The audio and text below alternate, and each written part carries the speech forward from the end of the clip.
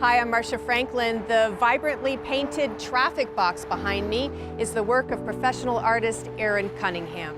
Called New Country, it celebrates the diversity brought to Idaho's capital city by the many refugees who have moved here. Cunningham herself has had to navigate a new country, that of her own body.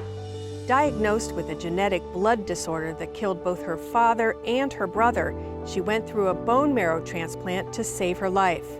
The procedure included 6 months of isolation to keep her safe from infections and years of drugs to suppress her immune system. On this week's edition of The 180, I talk with Erin about how that experience prepared her for the COVID-19 pandemic, what advice she has for others going through this time, and how her art reflects her journey through her illness. She also describes a fascinating medical 180 she went through that surprised even her. I hope you can join us.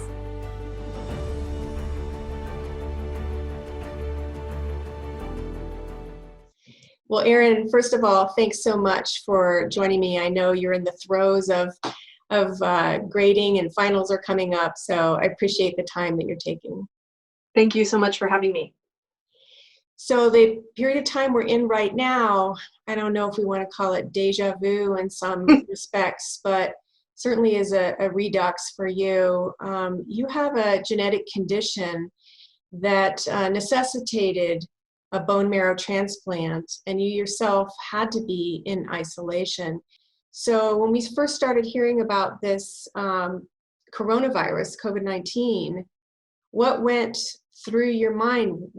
Were you on alert, say, earlier than most people because of what you've been through? Yeah, I was paying attention to the headlines as early as this January.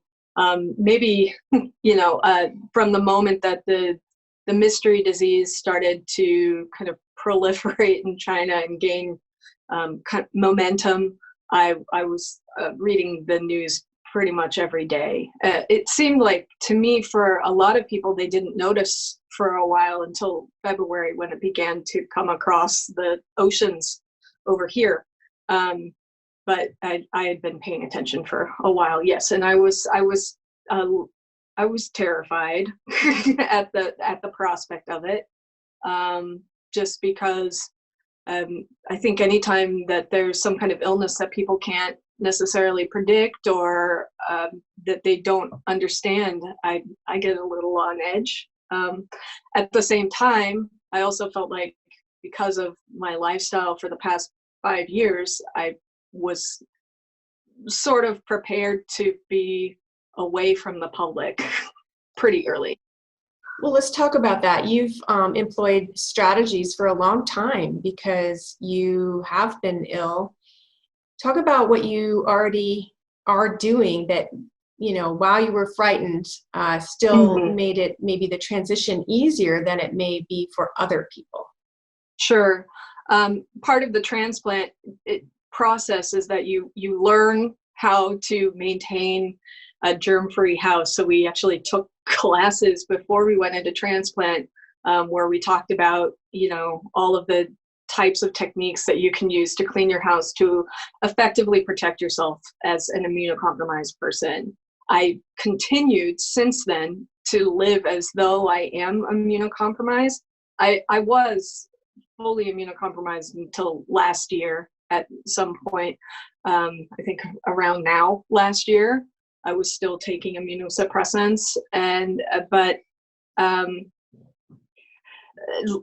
it still continues to be a presence in my life because I can still, if I catch something or get an infection, I might have to go back on those drugs at any moment. And so, I didn't have to rush out and grab any hand sanitizer. I already had some around. I already had my stock of Lysol wipes. It's just something that I have around as part of my condition. And what about masks? Do you have those too? Yeah, the mask, that's kind of a funny thing. I, about 3 months ago, was cleaning my house and was like, I don't need these so much anymore. So I got rid of a stack of masks that I had laying around. So I did have to make some masks in the wake of COVID-19. Yeah. One question I've always wanted to ask, since you have had a bone marrow transplant and had somebody else's blood come into your body, does that mean that you take on some characteristics of that person, the way an organ transplant some people say can happen? I mean, can you do a 180 that way? You do take on characteristics. Like, for instance, if I had allergies before that were Erin Cunningham's allergies, I might, after the transplant, have that person's allergies. I've wondered if some of my taste in food changed because of a result of this transplant. I don't know who my donor was. I do know that he was a European citizen and about a year older than me. And I know that if you test my blood now, it looks as though I'm male, but I'm not. And so that's interesting. It's kind of an interesting conundrum that you end up with, that my DNA now reflects that person on my inside, but yet my skin and my exterior DNA is still me. So it is an interesting kind of thought hole to fall into. I don't know what to call that. It'd be interesting to meet that individual, of course, but maybe you've already met him in a way. I mean, I've met him as much as he wants to meet me. You say at the end whether or not you want to meet your donor, and I said that I did, but he didn't want to meet me. So I imagine there's a lot of pressure or potential weirdness in that. So it's probably for the best, but I'm forever grateful to a stranger. So Erin, as you saw this progressing and it became more and more alarming, for somebody who's been through what you've been through, does it bring up anxiety? I don't necessarily think that I need to panic about it, though. I have not been leaving my house, very much. I've been maintaining social distance. As somebody who is an artist by trade, I am pretty good at entertaining myself and finding things to apply myself to. And so I have lots of things to occupy my time with. Talk a little bit about that isolation. You mentioned you're used to it in a way from being an artist, but also you had to do it for upwards of 6 months when you were recovering from your bone marrow transplant, and you were immunosuppressed for time after that. What kind of, I don't know if I would say strategies, tips, advice would you have for people about being alone? I think that my advice to people would be to stay active if you can stay active. Go outside while, of course, maintaining social distance. Activity can be physical activity, but it can also be whatever kind of mental activity like stimulates you for the time being. I know that I've had, both in my original isolation and even now, I can't really concentrate on reading for a long period of time. And I'm just allowing myself that because it's just part of the process. My brain is telling me I can't concentrate on this thing that you usually do. I think it's really important that you listen to your body and listen to what your body and your mind are telling you to do. If you get to a point where you feel like you can't do anything, because so many people out there are going through so much. People have lost their jobs. People, like the students from BSU, have had to move home. They've had to move across the country. So many people out there are going through so much. And so if you're a person who feels like you can't do anything in response to this, allow yourself that moment. If you are able to, allow yourself to just sit in this, because I believe that this is kind of a period of grief.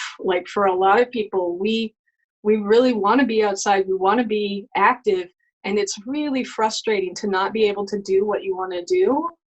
But in order to take care of yourself and in order to be a responsible citizen and take care of society, it's probably good that you listen to your brain and stay home and do some self-care.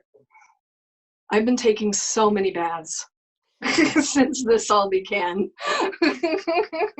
Well, I know So many baths. yeah, you've written about your past experience in isolation, and you've said that any form of contact that you had with your friends, letters, things like that, were very helpful as well. And I know that some people, myself included, are trying to send postcards and things like that to people. And that was very helpful for you too, right? Little mementos that people would send. It was my favorite thing about the whole process. I mean, like, how do you say that there's something wonderful about having to go through such a grueling process of recovery? Getting little pieces of things from your friends, little collages. If you see something in a magazine that makes you think of somebody, clip it. I mean, does anybody get paper magazines anymore? I don't know. But like, send your friends photographs, drawings, whatever. If just ask for people's addresses and don't tell them that you're going to send them something. Like, do it by surprise, because it makes it even better, I think. One of the most important things for me was, because I was transplanted and I was living in Seattle in a space that was not my own and I didn't feel comfortable there, it became really important to me to use all of the things that people sent me in order to post them all around the room, so I would claim my space and make the space a space that I felt comfortable living in. And I think that that's also something that I would say I would think would be important for people. I don't necessarily think you need to strip down your whole house and clean everything and go through everything. But you do need to create like a corner of your home where you feel comfortable enough to just sit for a while, make, if you can make, write, if you write, but most importantly, find a space where you feel comfortable being in. When you see people who are not following the guidelines, how do you feel about that? What emotions come up for you? I find it pretty disheartening. There are people out there who, if they come across you and you're acting careless and you're not wearing a mask and you're not practicing social distance, you could seriously be endangering their life. And I think with something as unpredictable as COVID-19, you could seriously be endangering your own life. So have you basically stayed inside for quite a while now, or away from people? I stay predominantly at home. I have not been going to the grocery store. I have been using curbside. I do go for walks with my dog. The weather outside is so beautiful, and we do need to get sunlight in order to get some vitamin D, in order to help improve our moods. And so I think that's pretty important, as long as we're practicing social distance. I can't imagine that I would be leaving my house at all if I was still as immunosuppressed as I was 2 years ago. I can't imagine how people who have just gone through transplant are feeling right now. I feel so much intensely just sad for them, because it has to be so scary. Yeah, I'm sure. I want to talk about your artwork as well, because one of the things that has helped over the years, I think, not trying to put words in your mouth, but has been your craft, your art, your profession. And you actually did a really, really wonderful and interesting series based on your blood. Yeah. Tell folks about that. It's a very, very intriguing series. Thank you. I did a series of 4 paintings that were taken from imagery that had been obtained through my bone marrow pathology. So I actually made contact with the people who had taken my bone marrow out of my hip bone, which is part of the process. They call it an aspiration. And they look for like the spicules in the bone marrow, and that helps them to determine how much disease you have. I contacted the pathologist through my amazing team at St. Luke's, who then took photographs of those slides for me to make paintings from.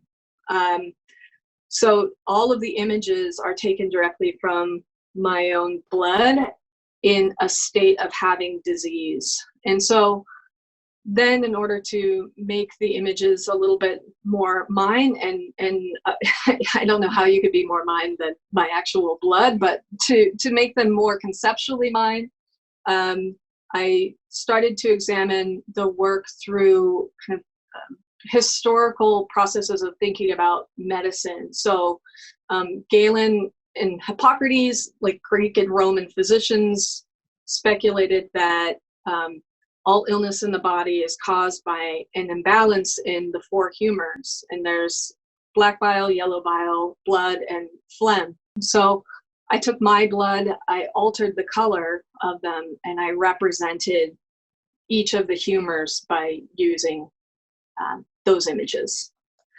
And then I made these big paintings that are about the various stages of going through a bone marrow transplant, in addition to referring back to these ancient processes. I think in part, like, the work was about thinking about how much medicine has changed in just that time, and how, like, something that we would go through now that seems like very cutting edge in the future could seem as kind of weird and outdated and antiquated as the four humors. How do you think that making art helped you and continues to help you through the process? I mean, I've been an artist for my entire life, but I've been a functioning artist, like a working artist, making work professionally for about 15 years at this time. I believe that art is a way of thinking. It's a way of processing the world. It's a way of proposing questions that you have about the world and answering questions through the practice of making. And I think that that's a really important thing to engage with for me. You know, like a scientist, they come up with a hypothesis, then they ask a set of questions, they run that through experiments, and then, you know, they get a set of answers back. That's a very reductive way of thinking about science. But I think that an artist does something kind of similar. We ask questions about the world, and then we process our information through the act of creating and making. And sometimes we don't get any answers. Sometimes our experiments go incredibly wrong. But I think, you know, there's a similarity in this idea that, you know, we're observing and we're reacting and we're thinking and we're experimenting and we're processing. For me, that's what's helpful in how I make my work. Let's bring that forward as well to your students. You've had a really interesting, I guess we could say, melange of artwork that you had given them a prompt, because you're working online with your art students, and yeah, you've given them a prompt that has to do with the time that we're in, which was, as I believe, to paint, draw an object that is helping them get through this time. Is that right? Yeah. Yes, I have. All of them were put together. It's really, really interesting, and I hope it will be a poster. Thank you. I put them together with the intent of making posters for display once we get out of this. Maybe I should have the posters made beforehand, and I can go put them up around the neighborhood for people to see when they're walking their dogs. I had 3 sections of Drawing 1 students at Boise State University who had to pack up their dorm rooms and leave in the middle of the semester. And I know that a lot of them had copious feelings about this kind of transition that they had to do. I came up with the idea that I'm sure that in everybody's houses right now, we are finding objects that have increased significance that we probably had never thought of before. I know that happened to me when I went through my transplant. And so I asked my students to pick out 3 objects from around their house and to draw those objects using a ink wash process. So there's kind of a double meaning in the practice of making a wash. So they're washing their drawings. And they made some ink wash drawings of objects from around their house, which I then took. I think I had something like 126 submissions from my students. I took them all and I created this poster that is intended to function as a type of quarantine survival kit, so that people can look at the images and maybe see things that they hadn't considered. There were so many gaming paddles, so everybody. I noticed. Lots of gaming. Yeah, there definitely were some themes in there. The Yes. gaming controllers, a couple cats, which of course I liked. Yes. Toilet paper and such. But there are other ones in there too. A magic 8-ball, which I thought was really interesting. Trying to go into the future. Yeah, I thought that was really spectacular, that particular choice. There was a magic 8-ball. I thought the bottle of gin was rendered really nicely. It seems as if even if you're not an artist, it's an interesting exercise to do. Drawing is the perfect practice to go through quarantine with. If maybe you're somebody who has never drawn before, maybe now is the time to start to try, because drawing really takes an intense amount of concentration that can pull you into kind of meditating on the form and the light and the color of an object in ways that you might not do otherwise. And it can help to kind of break that constant stream of news headlines that might be pulling us back to our computer screens a little too often these days. Right. I think another tip might be to not take a look at too much of that right before you go to bed or right when you start your day. It's very draining, I think. I know I've given myself a very specific period of time in which I'm allowed to look at news, and I'm not allowed to look at my phone the moment I wake up, though sometimes I break my own rules. You have an exhibit, you and April Vandergrift have an exhibit right now. People can't go visit it, but it is still hanging at College of Idaho, and hopefully people will be able to see it.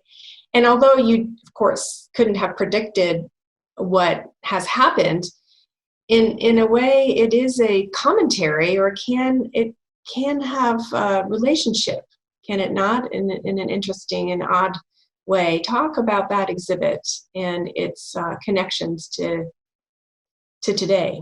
Yeah, the show is called Sea Change. It was opened at the beginning of March at the Rosenthal Gallery on the College of Idaho campus. It was only supposed to last for a month, but it is still hanging in an otherwise empty gallery. The show itself features a number of works that are both about landscape and cityscape, and it features a number of people who are isolated in those vistas. And it was kind of an ironic twist when we all ended up having to isolate as well, just a week after the show opened. I made predominant landscapes, and I wanted them to be reflections of my inner reality or my feelings, in a way. But they were also still kind of an extension of work that was coming out of my transplant, and thinking about just kind of this a person who is in a state of massive transition, and the environment, which is also in a state of like massive transition. And so I was kind of pairing those two things together. Erin, do you think that you will be doing some work in the future that is reflective of this time? I mean, I know that it takes a while to kind of have that percolate, so to speak, but do you envision work coming out of this period of time? I don't think that I can't make work about this time period. I mean, I feel like a lot of my work for at least the past decade, has been reflecting on my illness, my familial illness, my relationship with the past, And I've also constantly been interested in themes of isolation, ordinary life, memory. These are things that come up again and again in the work that I make. And so I very much see myself making work about this, but I don't know how, and I don't know what it will look like. And plus, I think that everybody who makes work is going to end up making work about this time period inadvertently, maybe unintentionally, just because we're all affected by it, and we're all going to be changed forever by this experience. It's going to color our lives into the future, no doubt. I hope that one of the things that comes out of this quarantine is that in the end we really end up taking stock of people that are around us, the people who we want to be around us and who are far away, and really start to pay attention to those relationships and ways of life that become so much more important than the ways that we were previously occupying our time. You know, I think you really begin to notice what you're missing the most when you can't go to, like, say, see my mother. I can't go see my mother, so I miss her more, and I'm calling her more, and it's maybe annoying to her, but I think she appreciates it. Well, Erin, thank you so much for spending time with me, and I really look forward to seeing the work that comes out of your creative mind and psyche about this time, and I hope that you stay safe and healthy as well. Oh, you as well. Thank you. Thank you.